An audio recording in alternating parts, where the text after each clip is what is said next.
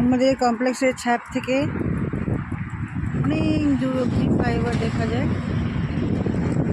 কিন্তু আজকে যেহেতু বিহুর দিন, ভোগালী বিহু বা আমরা যাকে বলি সংক্রান্তি, আজকে খুবই কম গাড়ি ঘোড়া, সবই খুব কম। বিশেষ কাজ না ছাড়া কেউ বেরোয় না, দোকানপাট সব বন্ধ, সব ঠিক যেন মনে হয় করোনার সময় যে লকডাউন ছিল কাইন্ড অফ। আর এই যে নিচের রাস্তাটা দেখছেন কিনা জানি না, নিচের রাস্তাটা, হ্যাঁ ওখান থেকে দেখা যায় নিচের রাস্তা, আর এটা উপরে ফ্লাইওভারটা। আমি স্নান টান করে এসে একটু রোড, যেহেতু ঘরে আমাদের তো রোড এখানে খুব একটা ঢুকে না, ঢুকে মানে সময় পাওয়া যায় না, সকালে থাকে একটু, তো ওই ভাবলাম একটু ভিডিও করি। এই হচ্ছে গিয়ে আজকে রান্না করলাম পনির কোফতা, যেহেতু মঙ্গলবার, পনির কোফতা মানে ছানার কোফতা হোয়াইট গ্রেভি দিয়ে। আর রাইমেকে তো নিরামিষ খাওয়ানো যায় না, যে দেখি কী করি, তবু একটু তন্দুরি চিকেন বানিয়ে রেখেছি, মানে এয়ার ফ্রায়ারে দিয়ে রেখেছি।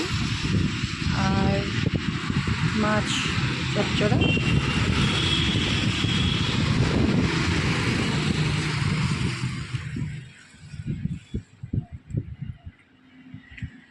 আর এমন কিছু পিঠা পুলি তো আছেই না, কেক, হ্যাঁ একটু আমরা সিলেটিতে বলি বিরুন চাল, বিরুন ভাত।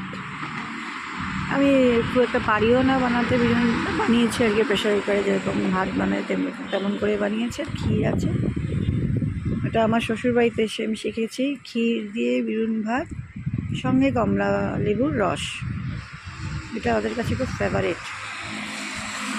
আমি তো মিষ্টি খাই না, তো খাবো না, আমাদের ঘরে খাওয়ার লোকের খুবই অভাব।